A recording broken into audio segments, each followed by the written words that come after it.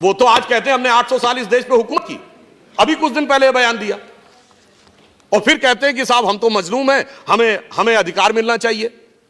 ऐसी विचित्र स्थिति आज के देश में आकर खड़ी करने का प्रयास किया जा रहा है जो सत्य से बिल्कुल परे है। आपने कभी नहीं सुना होगा पूरी दुनिया में कि कोई यह भी कहे कि हमने इस देश पे शताब्दियों तक हुकूमत की है और फिर यह कहे हमें स्पेशल स्टेटस मिलना चाहिए। मैं पूरी ईमानदारी से एक बात कहना चाहता हूं, जब यह देश आजाद हुआ 1947 में तो 567 रियासतें थी। यह बताइए आज हम माइनॉरिटी की बात करते हैं, देश की सबसे अधिक पढ़ी लिखी कम्युनिटी कौन है? पारसी, 0.1% की माइनॉरिटी है। सबसे प्रॉस्परस कम्युनिटी कौन है? जैन, 1% की माइनॉरिटी है। सबसे एंटरप्रेन्योर कम्युनिटी कौन है? सिख, 1.8% की माइनॉरिटी है। अगर इन सबको प्रॉस्पेरिटी, एजुकेशन, आगे बढ़ने के सारे अवसर मिल रहे हैं, तो माइनॉरिटी में जो प्रचंड मेजॉरिटी है उसके साथ कैसे समस्याएं विचार करने का विषय है। और जब देश आजाद हुआ बताइए कोई बौद्ध रियासत थी? नहीं। कोई क्रिश्चियन रियासत थी? नहीं। कोई पारसी रियासत थी? नहीं। एक महाराजा पटियाला को छोड़ दे तो सिख रियासतें भी नहीं थी, मगर लाइन लगा के मुस्लिम रियासतें थी। नवाब पटौदी, नवाब रामपुर, नवाब भोपाल, नवाब लखनऊ, हैदराबाद निजाम, जूनागढ़ के नवाब।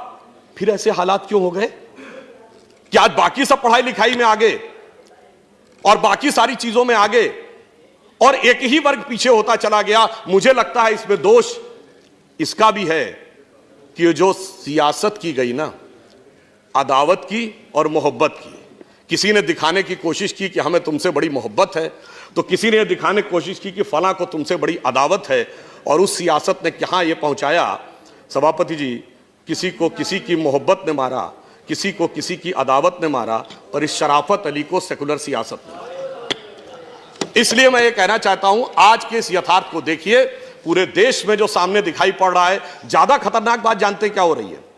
मैं सदन का ध्यान आकर्षित करना चाहूंगा कि ज्यादा खतरनाक बात यह हो रही है कि अब यह बहुत उग्र स्वरूप में आगे बढ़ने का एक प्रयोग किया जा रहा है।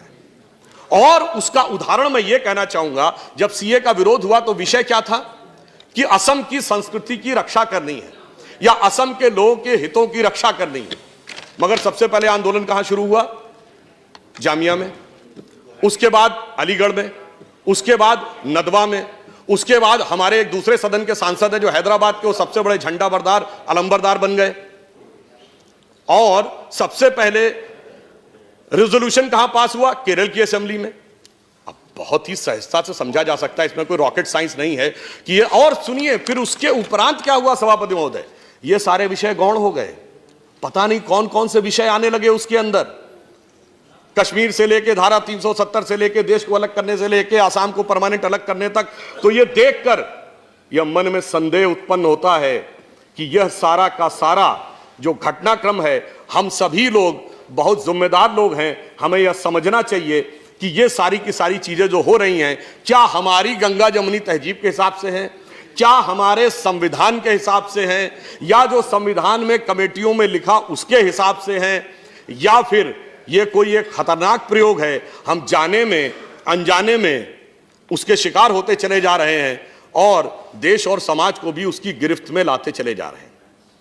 और जब कोई इस प्रकार का कार्य होता है तो मैं सिर्फ एक उदाहरण और फैक्ट कोट करना चाहूंगा। एक बहुत बड़े पत्रकार हैं मार्क टेली, जो 26 वर्ष भारत में रहे, बीबीसी के उन्होंने संवाददाता रहे। उन्होंने, पुरानी बात नहीं है सभापति महोदय, 22 सितंबर 2019 को आर्टिकल लिखा है।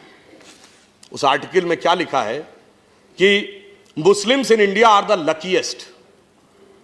भारत में रहने वाले मुस्लिम समाज के लोग सर्वाधिक भाग्यशाली। उन्होंने उसका एक उदाहरण दिया कि मैं 26 साल दिल्ली के निजामुद्दीन इलाके में रहा, मेरे यहां से थोड़ी दूरी पर हजरत निजामुद्दीन औलिया की दरगाह थी और थोड़ी दूरी पर तबलीगी जमात का ऑफिस था।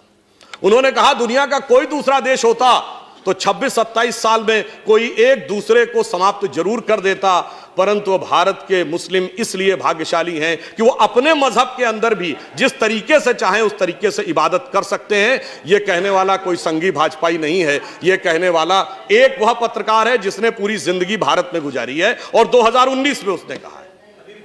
इसलिए मैं ये कहना चाहता हूं कि जो कुछ भी हो रहा है, इस पे किसी भी प्रकार का खतरनाक खेल सभी के लिए नुकसानदेह हो सकता है। यह नहीं सोचना चाहिए कि सिर्फ हमारा हित साधन होगा और दूसरे को क्षति होगी। अगर और वो भी विशेषकर जब बगैर किसी आधार के यह बात हो रही हो। मैं फिर एक पंक्ति कोट करना चाहूंगा, बड़े प्रसिद्ध शायर हैं राहत इंदौरी उनकी, और बड़ी फेमस कविता, आप लोगों को बहुत ध्यान होगी, कि अगर है खिलाफ तो खिलाफ होने दो, ये सब धुआं है कोई आसमान थोड़ी है, आगे है लगेगी आग तो आएंगे घर कई जद में, लगेगी आग तो आएंगे घर कई जद में, यहां पे सिर्फ हमारा मकान थोड़ी है।